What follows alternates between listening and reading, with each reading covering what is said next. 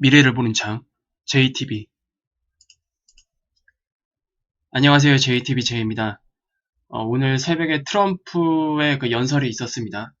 뉴욕에서 열린 그 경제클럽 연설인데 이 부분에 대한 간단한 리뷰를 진행을 하도록 하겠습니다.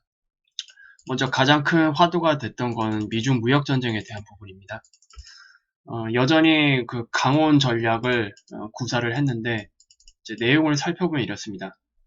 무역으로 눈을 돌린 트럼프 대통령은 보다 낙관적인 발언과 위협적인 발언을 모두 내놓았다.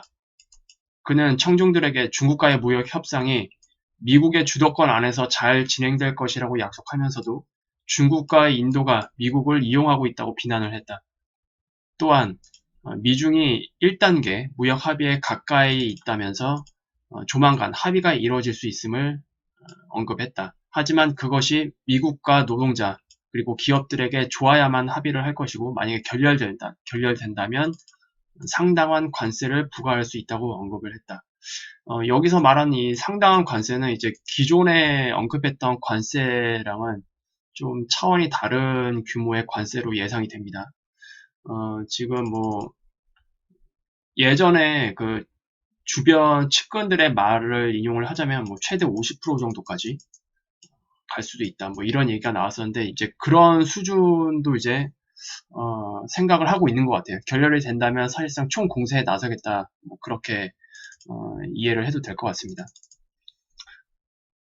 그리고 트럼프 대통령은 이날 연설에서 많은 나라들이 우리에 대해 유별나게 높은 관세를 매기거나 난감스러운 무역 장벽을 세운다며 유럽연합이 올린 장벽 역시 끔찍하다. 많은 점에서 중국보다 심각하다. 그러면서 이제 유럽까지 같이 걸고 넘어졌습니다. 그리고 트럼프 대통령은 중국은 2001년 세계무역기구에 가입한 이후 누구보다도 조작을 잘하며 미국에 대해 이득을 취해왔다.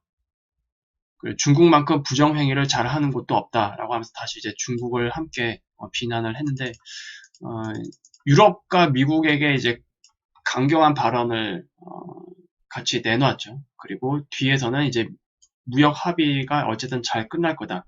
그리고 단순히 잘 끝난다라는 게 아니고 이제 미국에 유리하도록 잘 끝낸다라는 것이 주요 강조할 부분인 것 같습니다.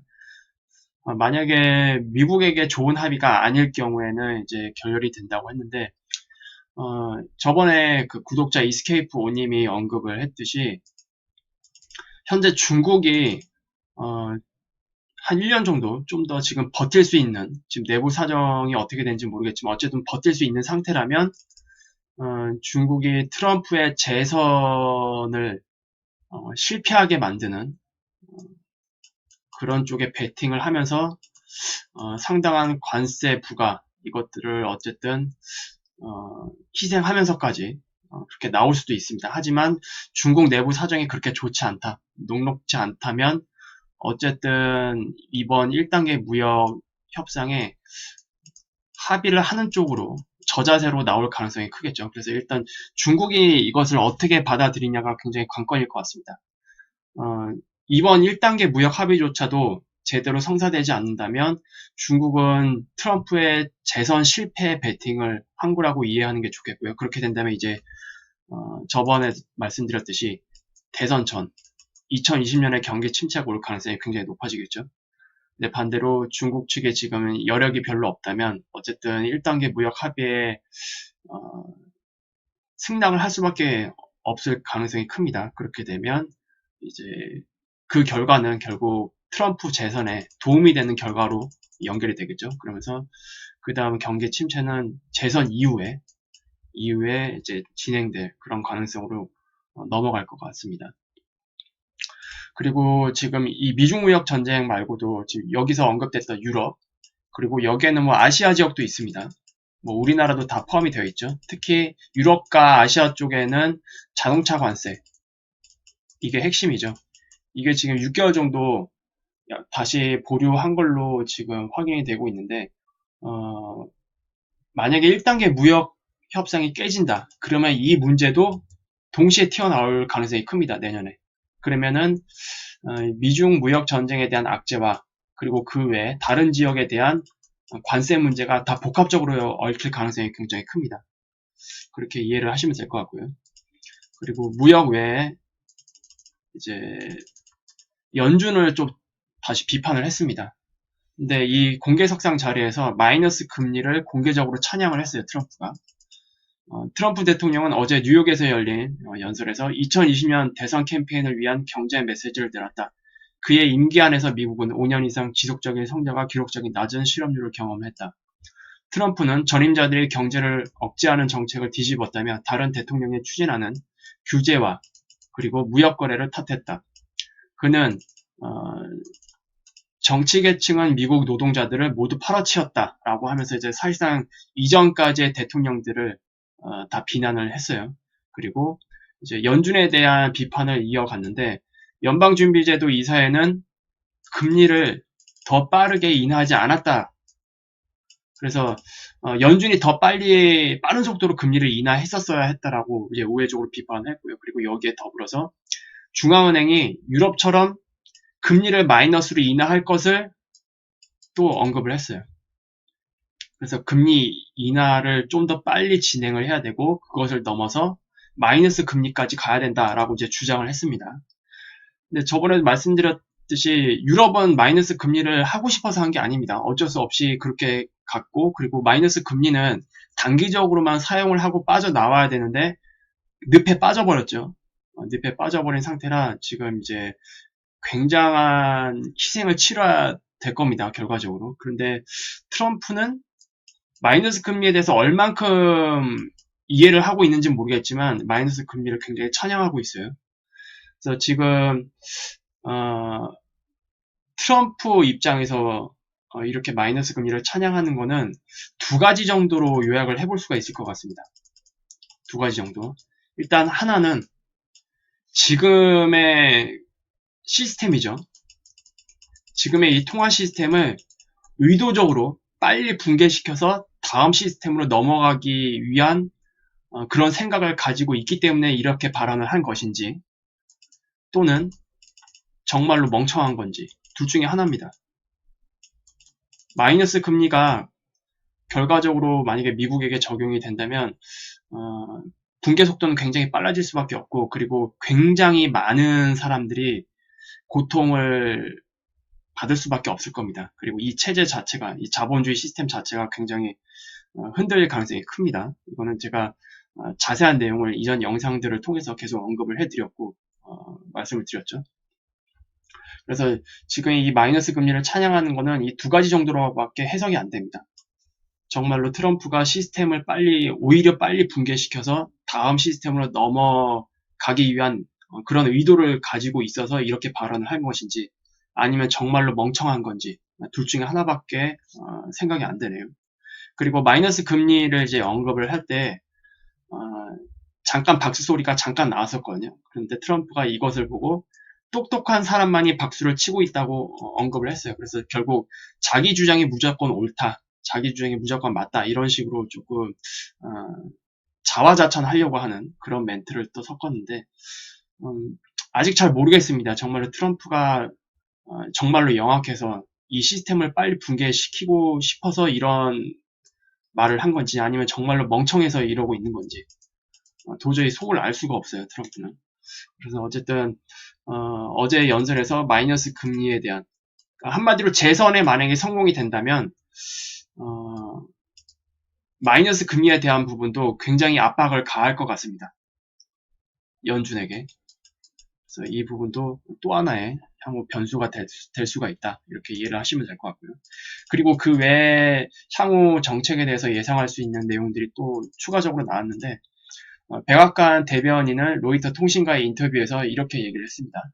트럼프는 감세와 규제 완화와 같은 자신의 정책이 경제 회복의 가장 오랜 기간 중 하나를 강화하는 데 어떤 도움을 주었는지에 초점을 맞출 것이다 라고 이제 말했는데 결국 2020년 대선 캠페인에 다가가면 다가갈수록 추가 감세 정책이 나올 가능성이 크다.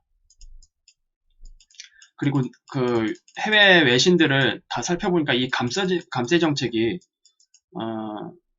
혜택을 보는 부류가 딱 두 가지로 요약이 되더라고요. 하나는 기업, 그리고 중산층.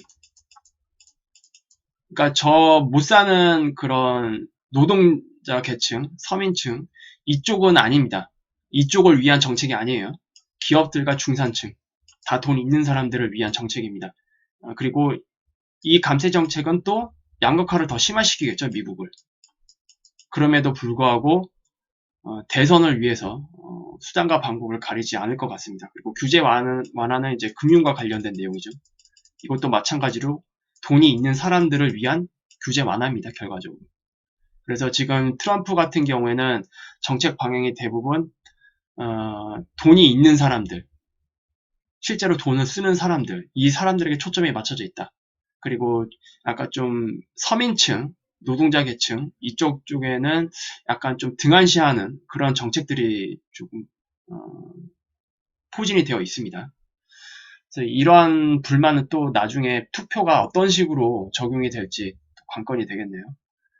그리고 추가로 또 무시무시한 발언을 했는데 나는 각국의 지도자들을 만난다. 왕, 여왕, 총리, 대통령, 그리고 독재자들까지 모두 만난다. 그래서 독재자들도 오라. 미국에 좋은 것이라면 무엇이든 괜찮다. 한마디로 돈, 이익, 이것만 가져다 준다면 뭐 독재자들이랑도 손을 잡을 수 있다. 그겁니다. 완전히 사업자 마인드죠. 이거는. 한 국가의 통치자의 마인드가 아니라 그러니까 국제 관계의 그런 뭐 신뢰 그리고 국제 관계가 향후 전 세계적으로 어떤 영향을 미칠지 뭐 그런 것들 다 감안하지 않고 오직 돈과 이 초점에만 맞춰서 딜을 하겠다 이겁니다. 굉장히 무서운 내용이에요 이게. 그래서 이게 자칫하면은 국제 관계를 다 망가뜨릴 수도 있거든요. 이런 관점으로 접근하다 보면. 지금 우리나라도 갑자기 엄청난 규모의 이제 국방비를 요구를 하고 있죠.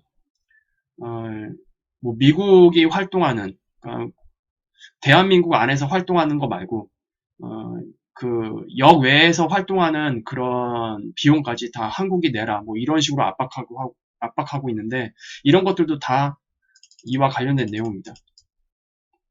어쨌든 수단과 방법을 가리지 않고 미국에게 이익이 되는 거, 돈이 되는 거 그런 쪽으로만 지금 초점이 맞춰져 있고 지금 이 문제 때문에도 결국 중동의 신뢰가 좀 무너졌죠. 그래서 지금 수십 년 동안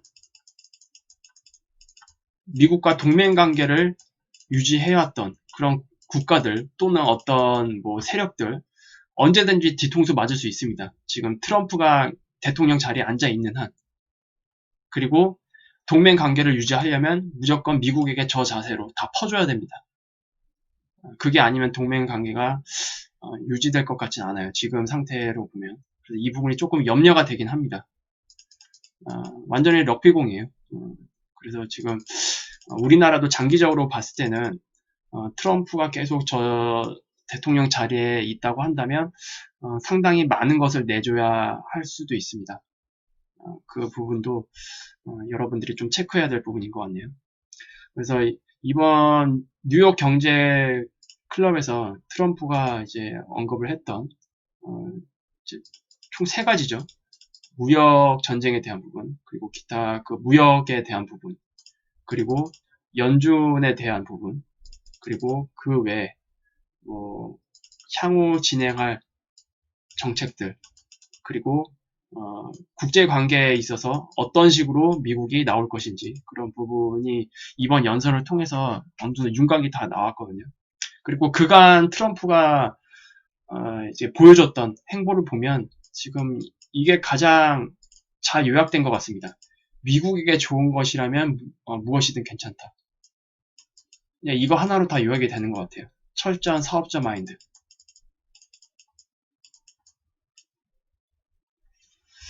그래서 2020년에 과연 또 국제관계가 어떻게 또 출렁거릴지 이것 자체가 어쨌든 다 불확실성으로 다 시장에 녹아들겠죠.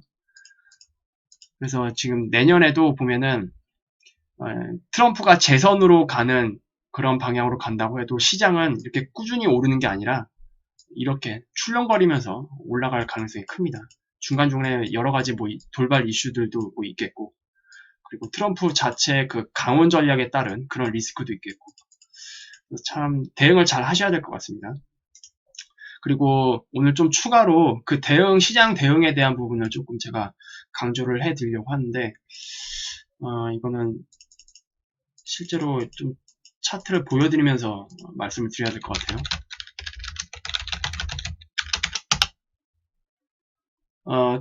최근 시장이 슈팅이 좀 나왔었죠.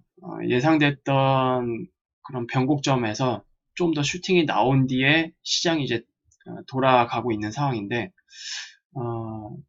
이거는 제가 최근 매매를 했던 코스닥 인버스입니다. 코스닥 인버스 차트고요.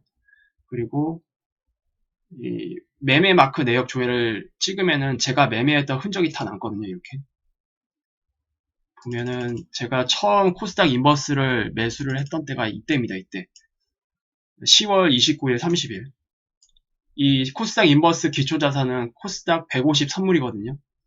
코스닥 150 선물인데 29일 30일이 이때 지역입니다. 이때.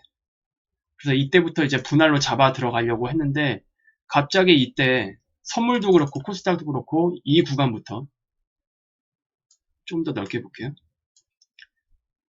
이 구간이 이제 슈팅 구간이거든요. 슈팅 구간이 나오면서 조금 관망이 필요했습니다. 그래서 저는 그때 어떻게 대응을 했냐면 일단 이 추세 있잖아요. 추세. 지금 요거는 이제 단기 추세인데 여기서 꼬리를 포함하지 않은 추세선이 있고 그리고 꼬리를 포함한 추세선이 이렇게 두 가지가 있습니다. 그리고 요 밑에 있는 추세는 8월부터 올라온 전체 추세입니다. 그래서 어쨌든 변곡이 되려면 작은 추세부터 이탈을 시켜야 되거든요. 그래서 이 추세 이탈, 이 추세 꼬리를 포함하지 않은 이 단기 추세 이탈이 언제 됐었냐면 7일날 됐습니다. 11월 7일날. 11월 7일날 이탈을 확인을 하고 이탈이 됐던 때가 이제 이거죠. 여기. 이탈이 됐던 것을 확인하고 다음날 다시 추가 매수를 했습니다. 그래서 여기서 분할로 잡았던 비중보다 훨씬 더 많이 2배수로 여기서 또 분할을 들어갔어요. 그래서 결과적으로 여기서 수익을 조금만 보고 아예 전량을 매도를 했습니다. 더 낮은 가격에 다시 잡기 위해서. 그리고 나서 어제죠. 어제 저점에서 다시 매수를 하고요. 다시 고점에서 다시 매도를 하고 그리고 오늘도 다시 저점에서 매수를 하고 다시 고점에서 매도를 하고 추가로 여기 이제 바이라고 되어 있는 거 또 매수 마크가 찍혀 있죠. 이거는 지금 홀딩된 물량입니다. 홀딩한 이유는 이렇습니다. 차트상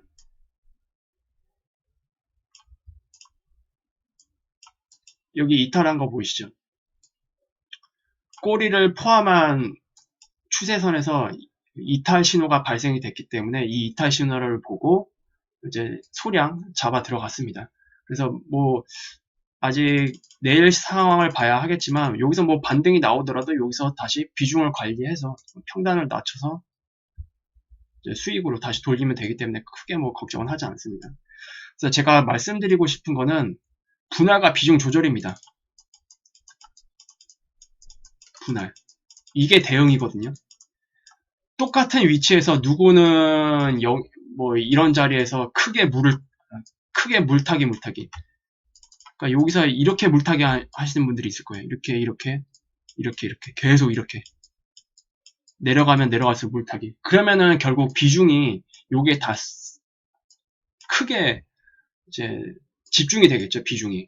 근데 만약에 시장이 슈팅이 조금 나와서 여기서 이탈하지 않고 또 갔다면 어떻게 됐을까요? 그러면 이 인버스 차트가 여기까지 계속 내려갔겠죠.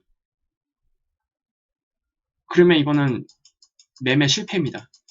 더 이상 추가 대응도 못합니다. 여기서 비중을 이미 많이 실었기 때문에 이 영역에서. 이렇게 되면 멘탈 다 박살납니다. 멘탈 다 박살나고 깡통차는 지름길입니다. 이거는 뭐 ETF건 주식이건 다 똑같습니다. 비중 관리를 못해서 그리고 분할을 적재적소에 하지 못해서 매매를 망치게 되면 결과적으로 대응 실패이기 때문에, 그래서 여러분들이 시장을 대응한다는 얘기는 자신이 원래 분석했던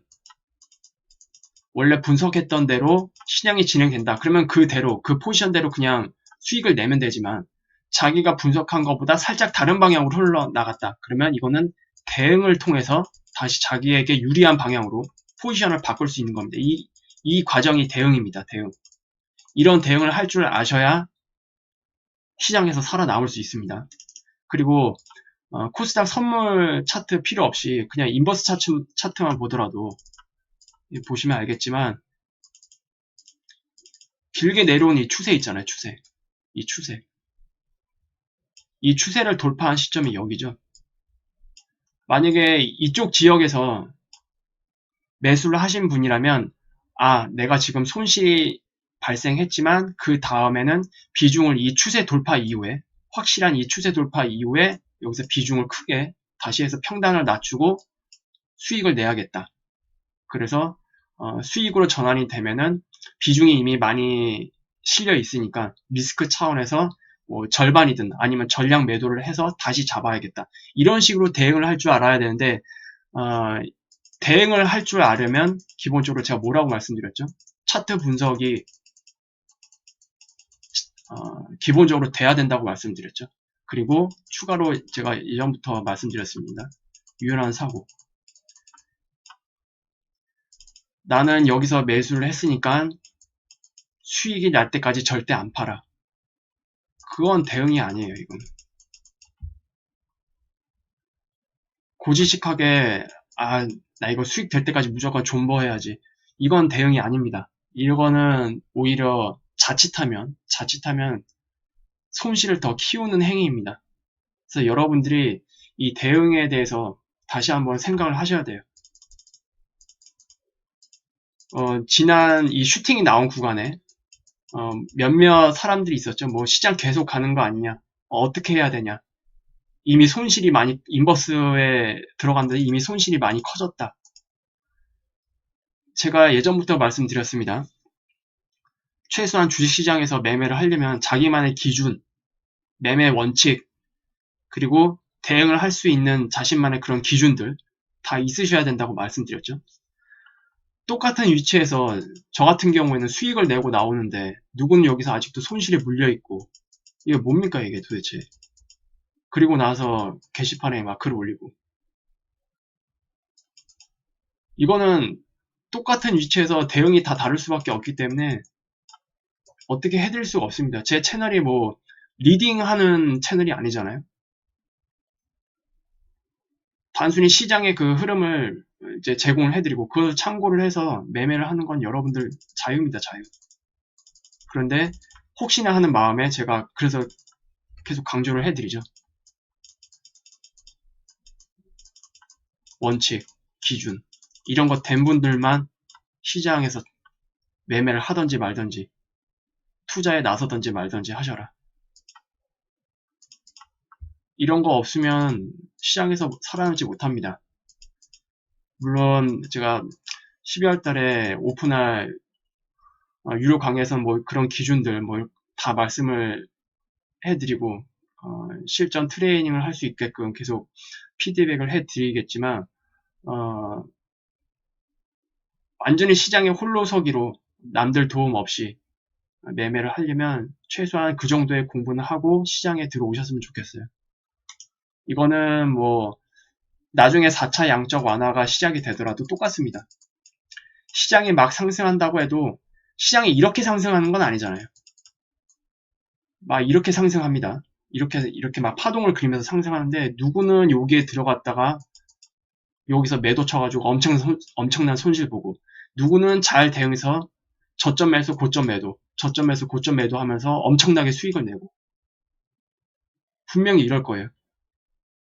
4차 양적 완화 된다고 해서 모든 사람이 돈 버는 게 아닙니다. 4차 양적 완화 시작이 된다고 해도 손실을 보는 사람이 압도적으로 많습니다. 주식시장은 어쩔 수 없어요. 그래서 제발 공부 많이 열심히 하셨으면 좋겠어요. 그래서 그것 때문에 제가 제 매매 내역까지 지금 다 까서 보여드린 겁니다. 어쨌든 오늘 영상은 이렇게 마무리 짓도록 할게요.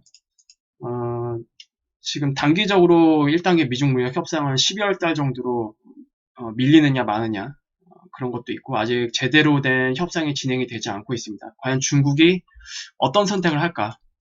그게 가장 궁금한 상황이죠. 중국이 과연 어떤 선택을 할까? 트럼프의 딜을 받아들일 것인가? 아니면 강경하게 그걸 받아쳐버릴 것인가? 그거에 따라서 지금 시장의 중장기 흐름도 결정이 될 것 같고요. 그리고 내년의 시장 흐름도 중국이 어떻게 나오느냐에 따라서 조금 예상을 해볼 수 있지 않나 그렇게 생각이 됩니다. 유익한 영상이 되셨다면 구독, 알람, 좋아요 부탁드리고요. 그러면 다음 시간에 다시 찾아뵙도록 하겠습니다. 감사합니다.